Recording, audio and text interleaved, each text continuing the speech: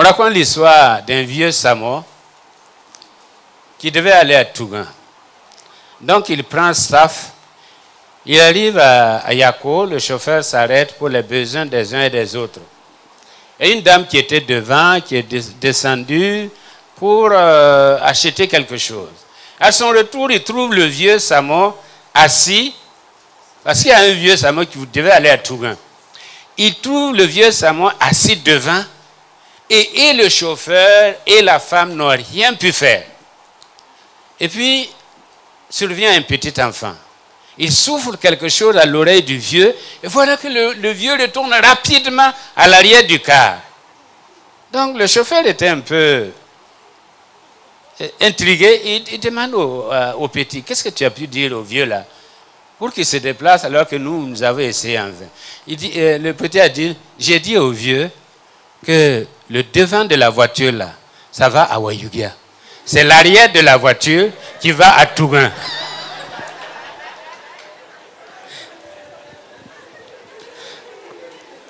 Le devant de l'église, ça va quelque part. L'arrière, c'est à vous de déterminer. Comme quoi les enfants sont ingénieux. Luc chapitre 17, verset 10. Nous lisons. Vous de même, quand vous avez fait tout ce qui vous a été ordonné, dites, nous sommes des serviteurs inutiles, nous avons fait ce que nous devions faire. Amen. Amen. Veuillez vous asseoir. Seigneur, bénis ta parole. Nous sommes des vases limités, mais c'est toi qui peux nous permettre d'expliquer. Et c'est toi qui peux nous permettre de recevoir cette parole afin qu'elle pénètre et qu'elle fasse son effet. Au nom de Jésus-Christ, Amen. Le titre de notre réflexion de ce matin, c'est les paradoxes de la puissance ou les paradoxes du pouvoir. Les paradoxes de la puissance ou les paradoxes du pouvoir. Dans la vie chrétienne, il y a des paradoxes. C'est ce qu'on a appelé, le déjà et pas encore. Le déjà et pas encore. Nous sommes saints de par notre position, mais nous ne sommes pas encore saints de par notre condition. Nous sommes saints devant Dieu parce que Dieu nous voit à travers son Fils. Donc nous sommes saints, mais dans notre condition, nous sommes obligés de continuer à travailler à la sanctification. Et il y a un paradoxe. Et d'ailleurs, même il est établi que parmi les protestants, en tout cas à un moment donné, il y avait plus de suicides que dans les autres religions. Pourquoi? À cause du déjà et pas encore. À cause de ce que nous voulons être et ce que nous ne sommes pas encore.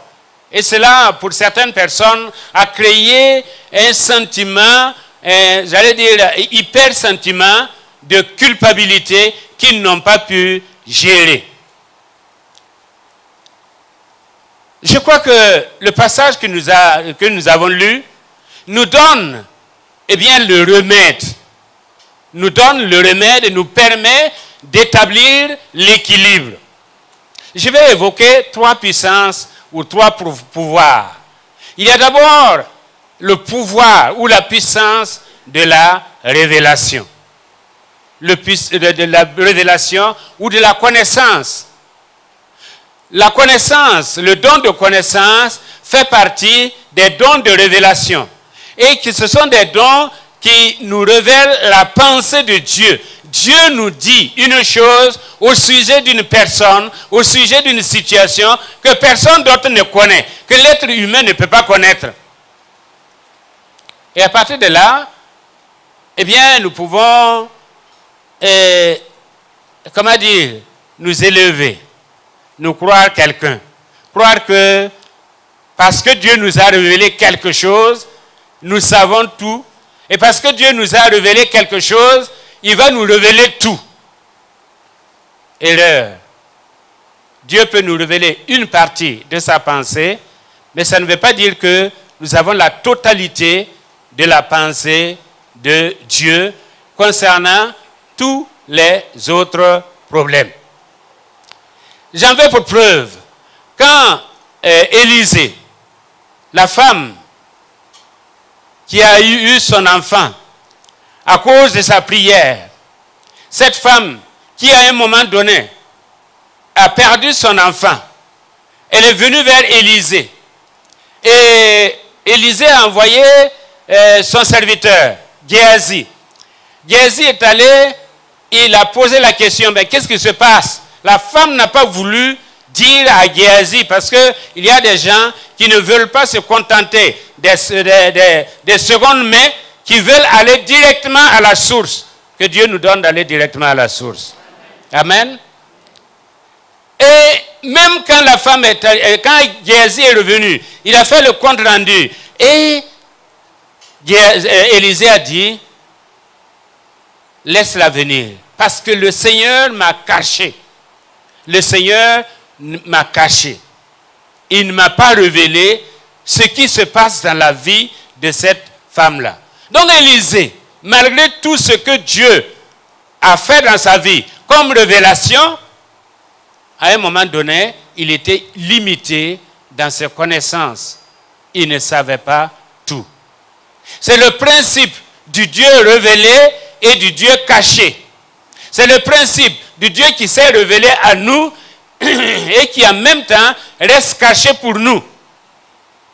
C'est le principe du Dieu connu et du Dieu inconnu. Du Dieu connaissable et du Dieu inconnaissable. Alors, je le dis pourquoi? Parce que nous avons, à travers l'histoire de notre Église, surtout notre Église au Burkina Faso, nous avons vu des gens qui ont reçu des révélations. Des gens à qui Dieu a parlé. Dieu a révélé des situations. Et ils se sont enflés d'orgueil. Ils ont cru que parce que Dieu leur a parlé, ils sont meilleurs que les autres. Ils ont cru que parce que Dieu leur a révélé quelque chose, ils sont meilleurs que les autres. Et ils se sont enflés d'orgueil et ça ne les a pas servis. Au contraire, beaucoup se sont égarés. Et beaucoup ont abandonné la foi. Je me souviens, dans les années 70, nous étions un groupe au collège protestant. Je ne dis pas les noms, mais aujourd'hui, de ce groupe-là, il ne reste que 2 personnes. 2 personnes qui, en tout cas, sont constants dans le service de Dieu. Pourtant, ce sont les 2 qui n'avaient aucune révélation. Nous, on était des suivistes. C'est les gens qui recevaient les révélations pour nous. Et on était là, hein, tu as reçu ça pour nous, hein, le Seigneur t'a encore parlé. Mais ça a été un danger pour nous, pour eux. Nous, on n'avait pas compris. On se plaignait. Seigneur, tu parles aux autres et puis tu ne nous parles pas. Mais finalement, ça a été un danger pour eux. Une pierre d'achoppement. Et comme je le dis, la plupart de ceux, ils étaient 3, à recevoir les révélations. Aujourd'hui, certains sont morts, d'autres ont disparu dans la nature. Et ils ne sont plus, en tout cas, enfants de Dieu. La parole de Dieu nous dit, les choses révélées sont à nous et à nos enfants, mais il y a des choses cachées qui appartiennent à l'Éternel. Nous ne pouvons pas tout savoir.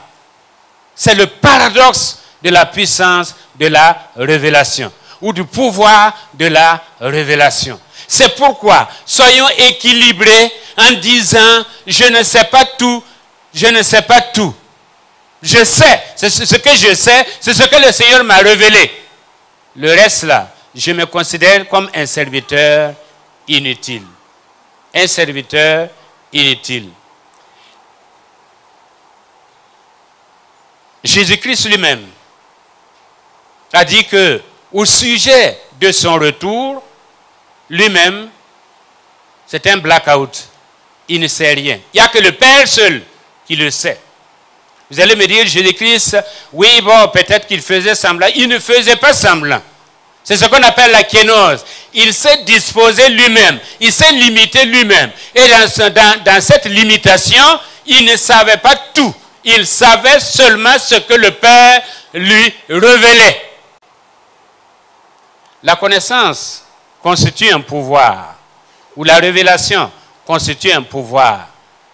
Et vous en savez quelque chose. Et Nathanaël en sait quelque chose.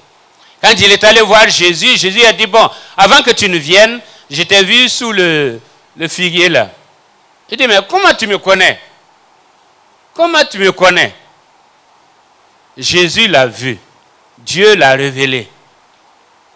Il y a des gens aujourd'hui qui ont basé toute leur réputation sur la révélation. Alors, quand ça ne marche pas, parce qu'une fois nous l'avons vécu en 70, il y a une des prophétesses et le Seigneur nous a dit le vendredi que le dimanche là, ce qu'elle va dire ne vient pas de Dieu. Nous on a dit bon, on va attendre voir. Et effectivement le dimanche, elle a donné une prophétie et ça ne venait pas de Dieu. Ça ne venait pas de Dieu. Parce que quand Dieu parle, Dieu n'est pas obligé de vous parler tout le temps. Non, Dieu n'est pas obligé de vous parler tout le temps.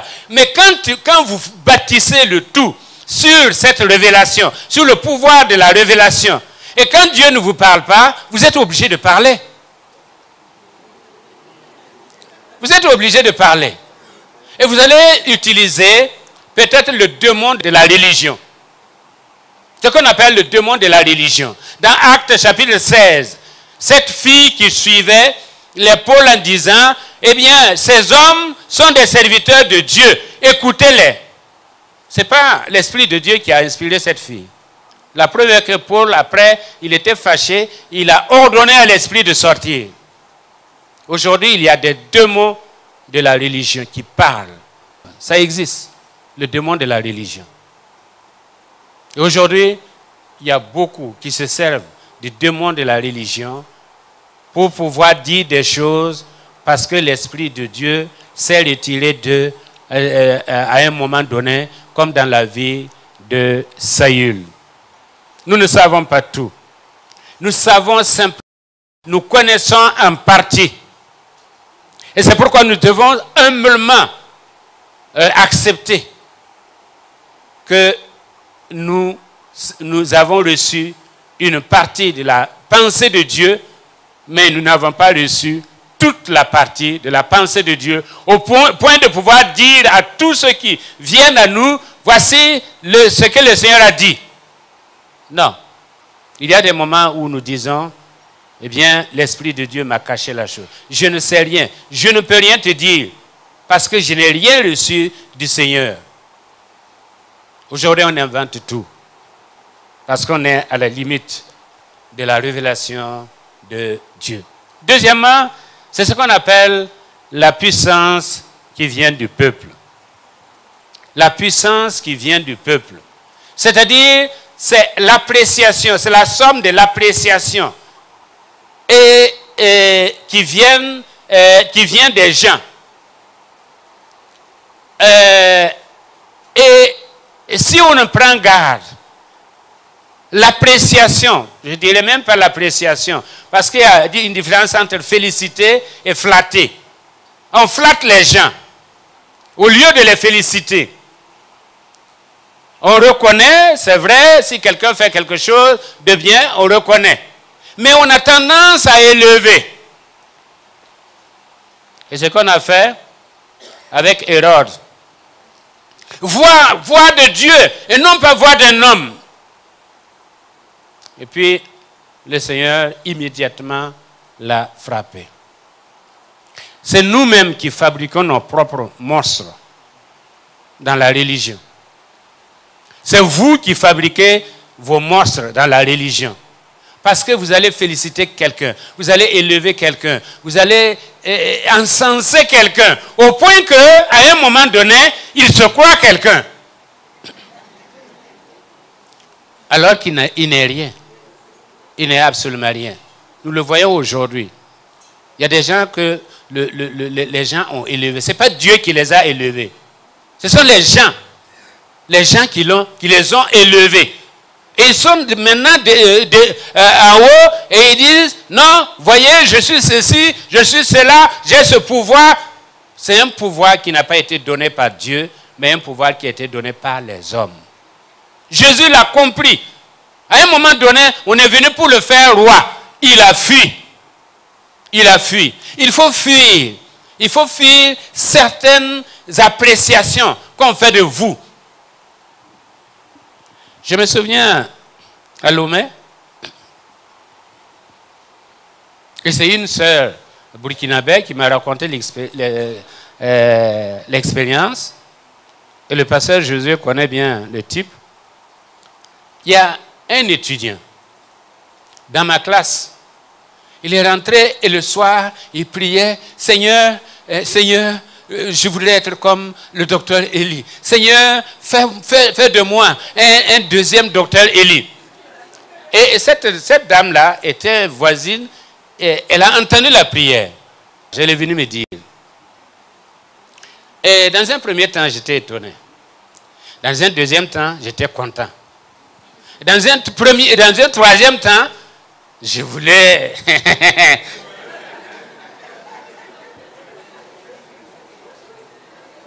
Et puis le Seigneur m'a dit, il ne te connaît pas. Moi, je te connais. Et toi aussi, tu te connais.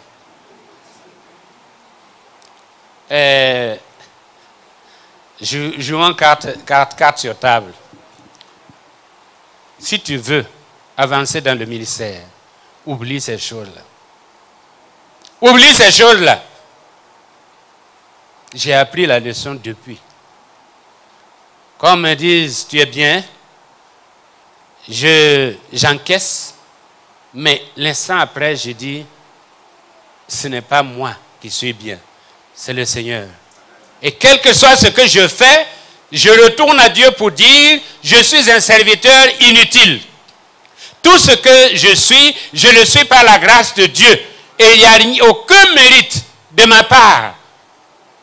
Ce que je le suis à cause du Seigneur Jésus-Christ. Si nous laissons les gens nous élever, ce sont les mêmes gens qui vont nous laisser tomber. Parce que c'est un pouvoir qui n'est pas durable ni fiable. Il n'est pas stable. Demandez, peut-être si le ministre Mahmoudou voulait parler, mais quand vous êtes ministre, quand vous êtes nommé ministre, le lendemain vous avez, je ne sais pas, tout un tas de personnes qui viennent, qui sont à votre service. Monsieur le ministre, qu'est-ce qu'on peut faire pour vous? Le jour où il y a un décret qui met fin à votre position de ministre, le lendemain, vous ne trouvez personne. Vous prenez votre petit déjeuner seul. Seul. Personne ne vient là-bas. Et même ceux qui avaient des projets, ceux qui vous ont aidé à trouver des terrains, surtout s'ils ont commencé à construire votre maison, ils vont dire, ah bon, maintenant comme c'est comme ça là, toi-même tu vois. Toi-même tu vois. Et puis bon, ce que j'ai investi là, si tu peux m'aider, sinon c'est dur. Ça c'est le pouvoir du peuple. Et le pouvoir du peuple est un pouvoir vraiment, comme je disais, non fiable, mouvant comme le sable. Il y a des gens qui utilisent ce qu'on a appelé l'approche fou du roi pour pouvoir s'élever. Je connais des églises dans cette ville de Ouagadougou. Quand elles invitent quelqu'un, elles invitent toujours quelqu'un de moins 10 ans. Et la personne vient et le pasteur sait que cette personne-là, s'il vient, il va dire, je ne veux pas dire des âneries, mais il va dire des choses que lui pourra corriger plus tard. C'est ce qu'on appelle l'approche foudroie. Le roi, dans le temps, avait comment dire, cette habitude-là. On fait venir quelqu'un qui parle, mais qui est insensé, et ensuite le roi monte. Et quand le roi monte, il dit des choses sensées. Et le peuple dit, ah, c'est le roi qui a raison. Le roi a raison. Notre roi, il connaît tout. Il y a des églises qui font ça. On va diminuer les autres pour que le peuple puisse nous élever. Mais quand le peuple en t'élevant, en même temps, ce sont les mêmes. Ils vont dire Hosanna, et demain ils vont dire crucifie-le.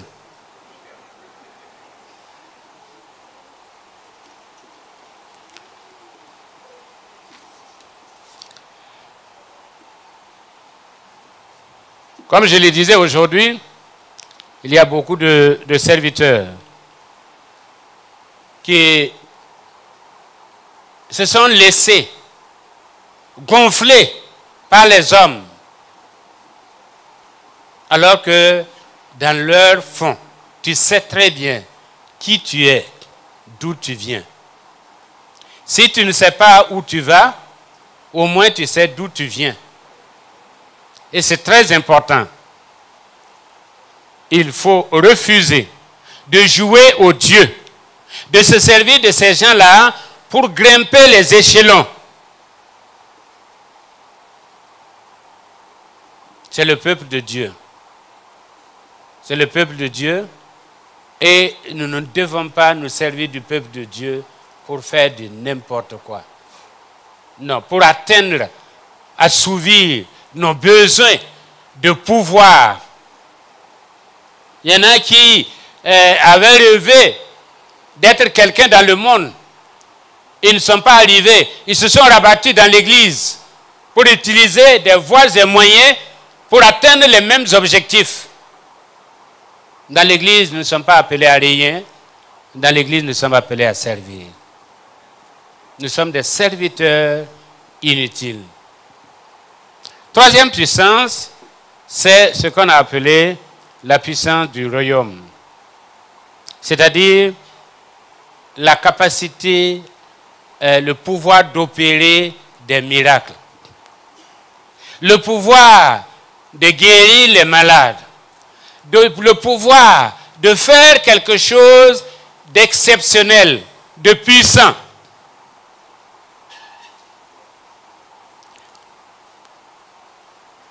L'autre jour, madame me racontait, dans leur service, il y a une qui est venue et qui était, comment on appelle? En tout cas, elle était malade. Et puis, elle est tombée en syncope. Il y a un pasteur qui était là, et le pasteur a prié, et elle s'est relevée. Immédiatement, toutes les autres femmes qui étaient là, chacun a demandé le numéro du pasteur. On a demandé le numéro du pasteur. On va aller.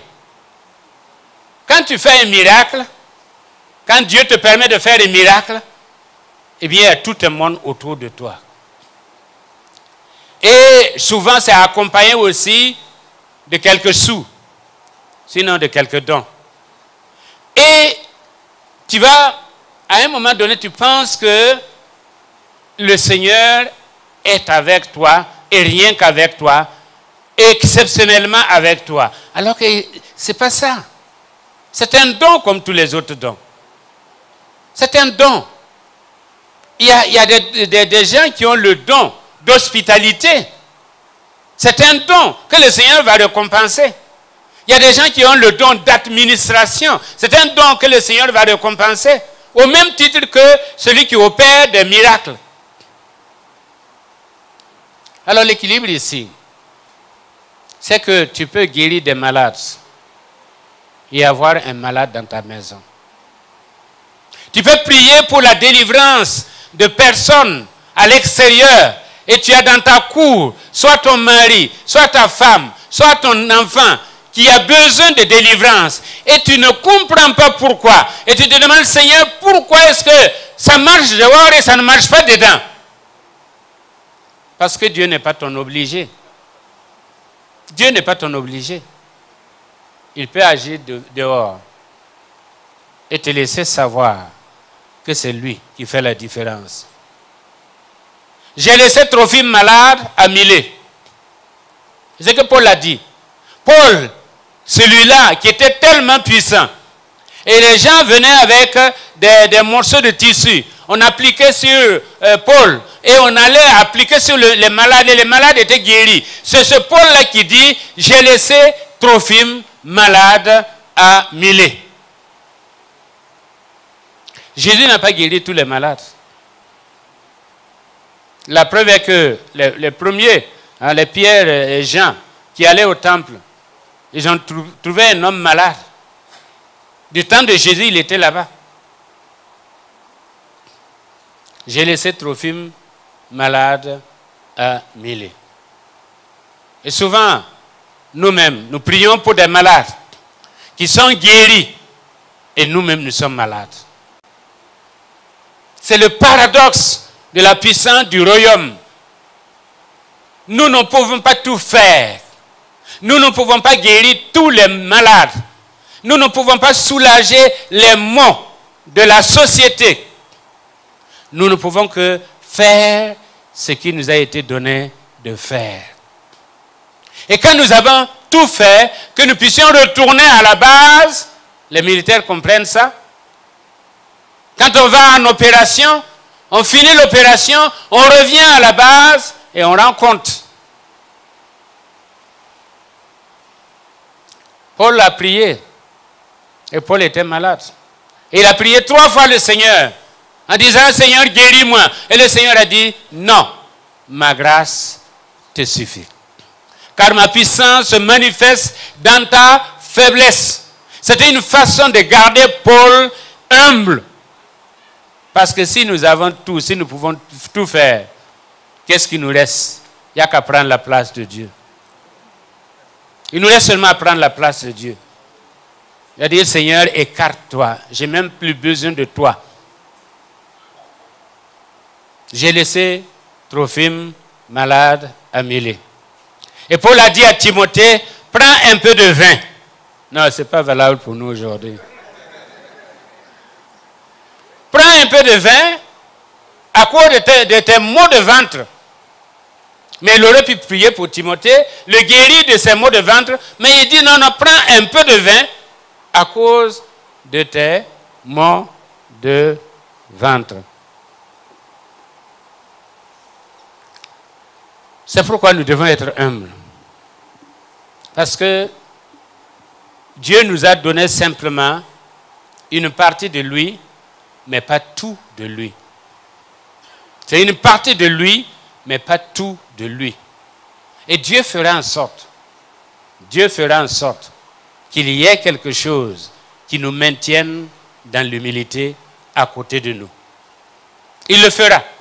S'il nous aime, il le fera. Si nous obéissons, il le fera.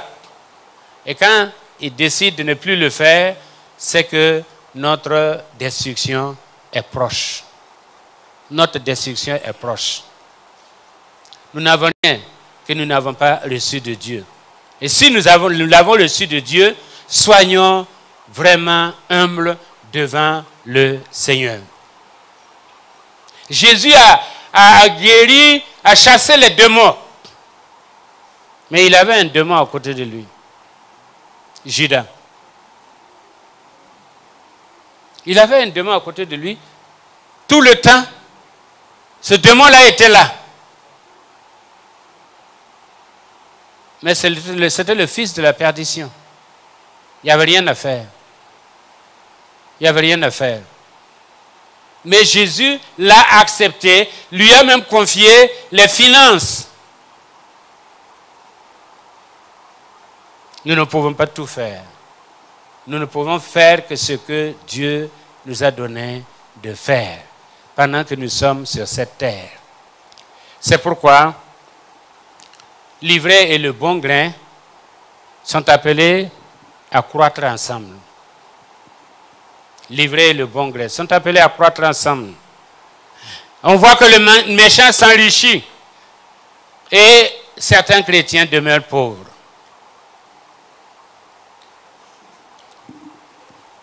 C'est vrai, tout l'argent et l'or du monde sont à Dieu. Mais souvent, on se demande s'il ne l'a pas envoyé aux Émirats arabes.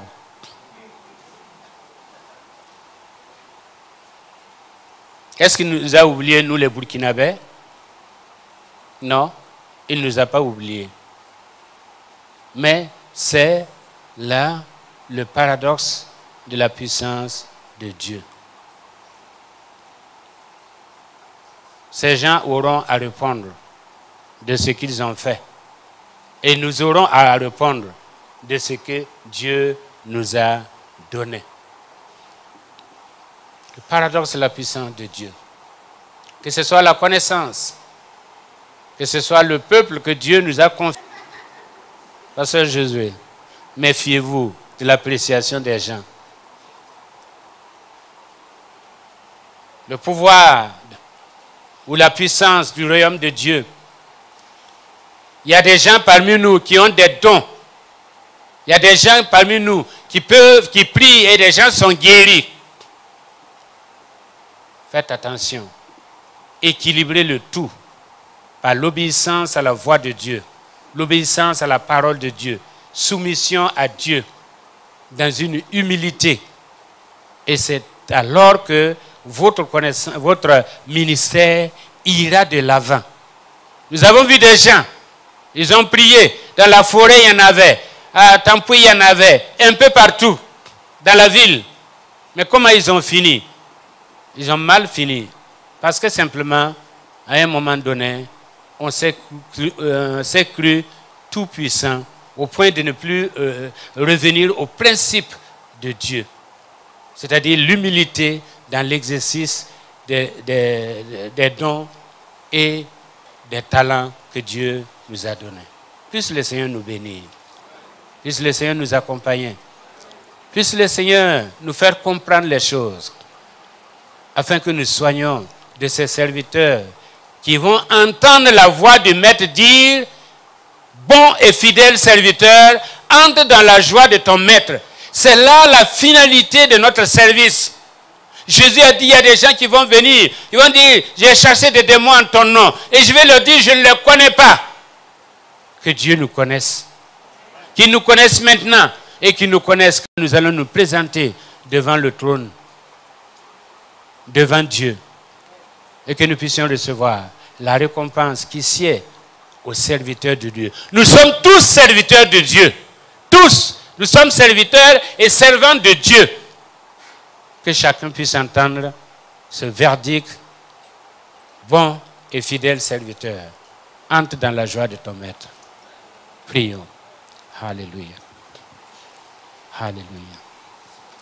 Seigneur notre Dieu, nous voulons te louer et te bénir, te magnifier, parce que dans ta grâce, tu nous as sauvés. Et dans ta grâce, Seigneur, tu nous as qualifiés. Tu nous as outillés pour aller travailler pour toi. Mais nous voulons être à tes pieds.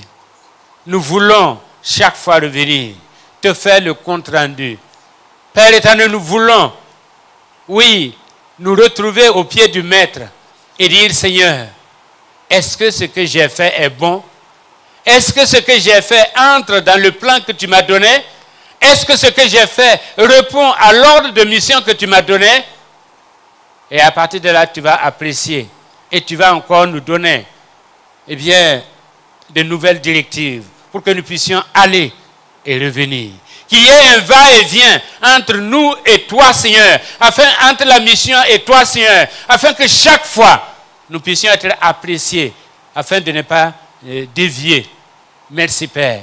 Et de ne pas nous laisser emporter par quoi que ce soit.